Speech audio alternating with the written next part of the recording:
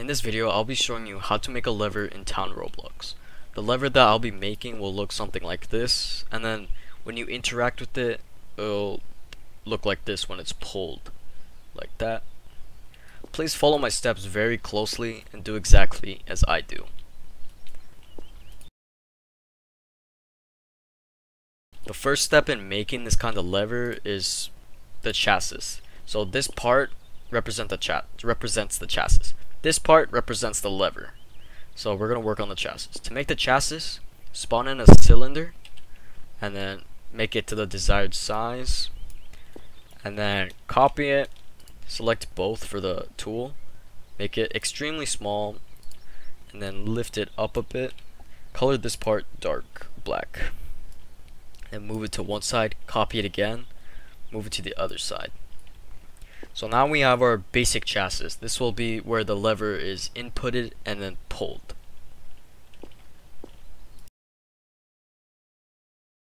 The next step is making the lever. So what you want to do now is spawn in a new cylinder, make it extremely small, and then place it right where the dark spot is.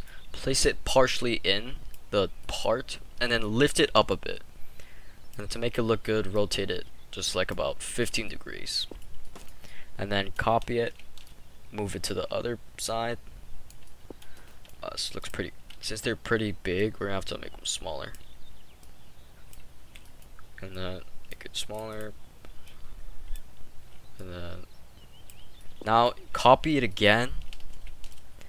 And then for this part, this part's basically gonna be the red part, like the top of the lever basically. This is the part where you're gonna pull it. Rotate it and then place it right on top of these two things, the two cylinders. Connect it like this, and then change the size if you want to, and then color it red. So now we have our basic lever model, but right now you cannot interact with it. Now the next part is creating the receivers. This part is probably the most difficult part of making the lever. The first step in adding the receivers is to spawn the first part. This first part will represent the first receiver. Make this part pretty small. Like, we don't want it like too big. We just need a small part to represent the receiver.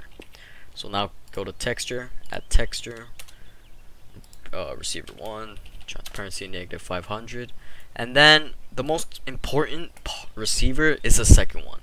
So copy the first one, move it out a bit, name it the second receiver. Now you have the second receiver.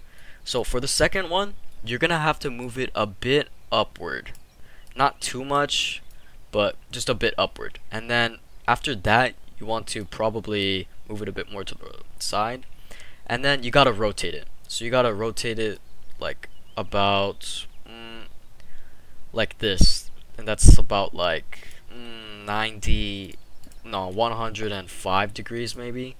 But you gotta rotate the second part just like I did. Now you just select all these parts together.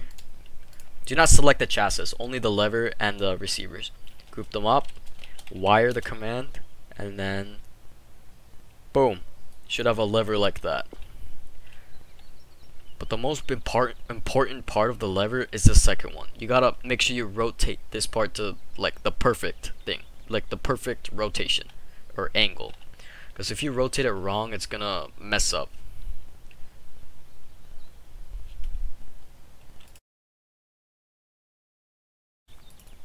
Now if you want the lever to open a door, what you'll want to do is make a door.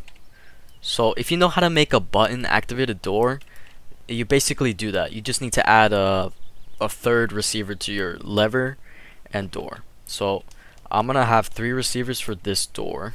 So here's the first one.